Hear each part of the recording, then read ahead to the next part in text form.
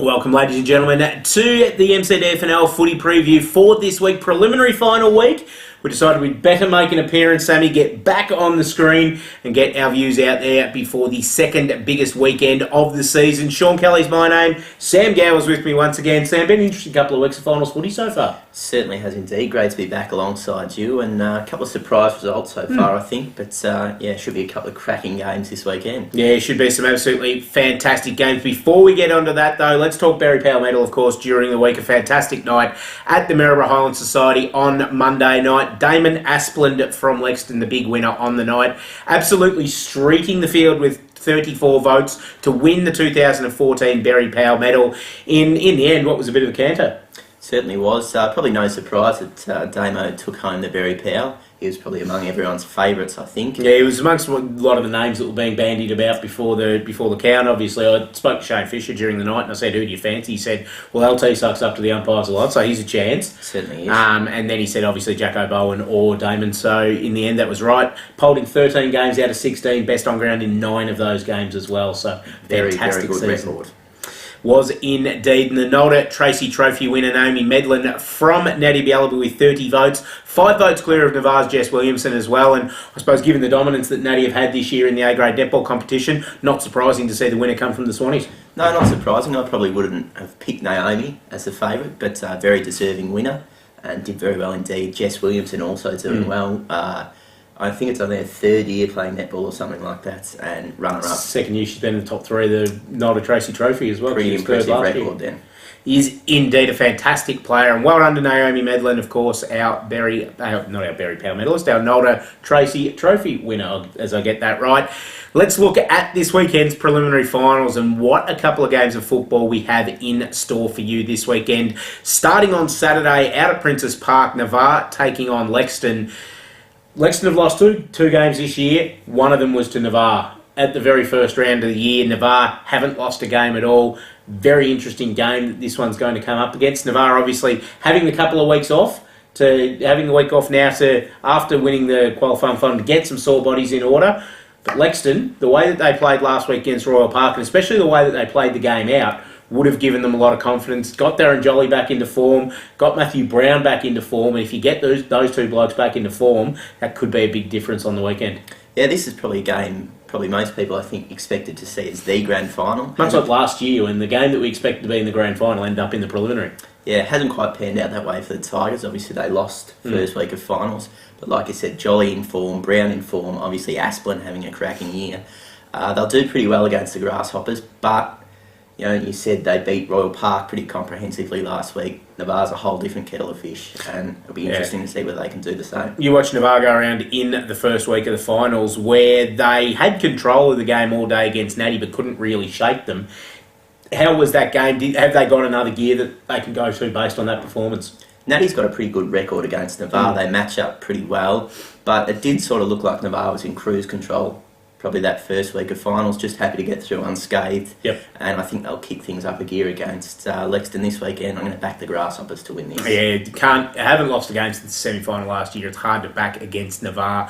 Really, everything they do is being judged on the result from this weekend. If they get through to next week's grand final, it's a pass mark for Navarre. If they don't get through, it's a failed year. Much the same, I suppose, as Lexington in many ways. But so there is one team that's going to come out of this game very, very disappointed. I'm not writing Lexington off because I know they'll have a dip in this one. They'll have a red-hot crack, and knowing the way that Shane Fisher goes about things, he'll get the boys right up for this one. But you're right, I can't see Navarre losing this game. They'll move into another grand final and take on the winner of Sunday's preliminary final, also at Princes Park, Carisbrook versus Natty Bialaba. I watched Carisbrook 2 weeks ago. They were very impressive. You watched Natty Bialaba in the last 2 weeks, and they looked impressive both times as well. This is going to be a ripper. Absolute cracker. Probably a toss of the coin job, this one, I reckon. Carisbrook does have the wood over Natty, but a couple of years ago, I think 2011, Natty knocked off Carisbrook by points in a prelim. Two very different sides now, obviously, but Natty will take a bit of confidence from that, I think. Looking at it from a Carisbrook point of view, key to this game for me, Jacko Bowen in the ruck, who was fantastic in the qualifying final.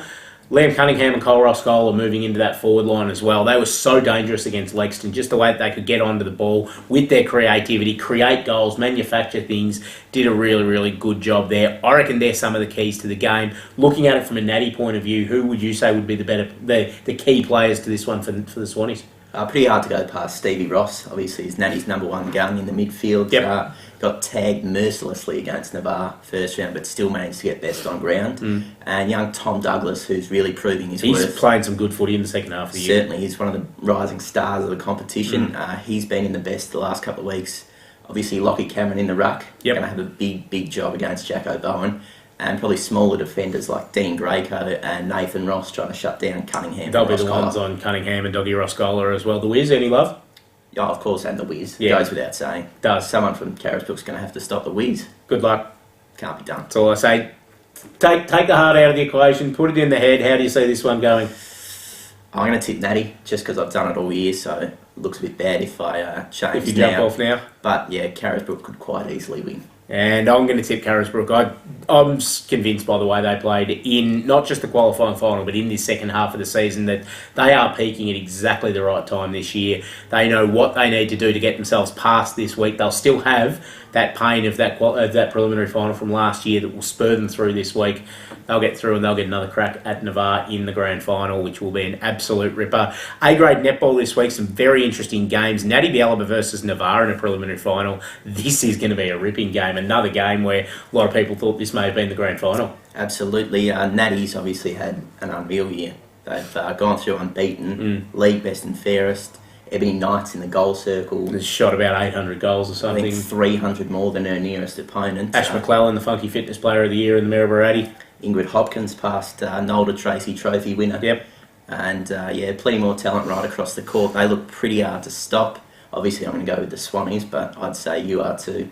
Yeah, look, I am, but I'm not 100% convinced in myself because Navarre, we know what Navarre bring to the table at this time of the year. They're not the reigning premiers for no reason. They're starting to get themselves into form with Rhiannon Davis and Jess Parry in that goal arc. It gives them another element. Taylor Mason obviously moved back to defence in the second half of the season as well. Gives them some height back there to try and counteract against Ingrid and Ebony up there in the Natty goal arc as well. Game that could be decided by the mid-courts. Will it be that kind of mosquito fleet that Navarre's got, the Jess Williamsons, Lauren Armstrongs, girls like that are running around, or will it be the more kind of experienced Ash McClellans and people like that running through the midfield, Sherelle Martin for Natty Bialaba? Look, I'm tipping Natty, but I'm not doing it with a great deal of confidence because I reckon Navarre will be right up for this one.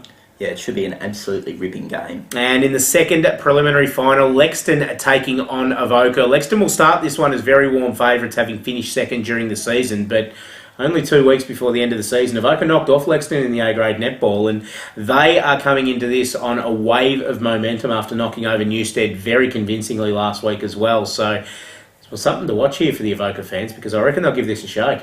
Yeah, probably a bit of a surprise, Avoca knocking off Newstead last week. And like you said, they'll take some confidence from that win over Lexington during the home and away season. But I think Lexington's probably got a little bit more class, like Julia Coates, Crystal Fisher. Yep. And I think that'll get them over the line. And I think that's where you're right. Having that experience and players like that have played in grand finals together, you look down the list and you see Julia Coates, you see Crystal Fisher, you see Lisa Donhart, you see Rachel Field and Kimber Roberts, all those kind of girls that have played netball together for so many years against what is still a very young Avoca side. Caitlin Drummond's a star, we know that. She's our Rookie of the Year and she's done a fantastic job in goals for Avoca this year. But coming up against somebody like Crystal Fisher, who has been playing this game for a long time and is a very good player, I just feel that could be the difference in the end. Lexington will go through to the grand final.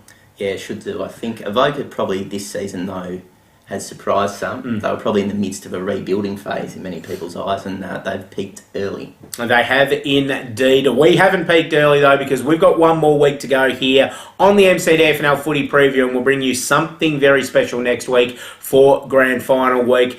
Interesting to see who's going to be around to play in the 2014 Grand Finals. We're going to find out very shortly as the ball is bounced on the penultimate weekend of the MCDFNL's 2014 season. We'll be back next week. Enjoy the footy and netball.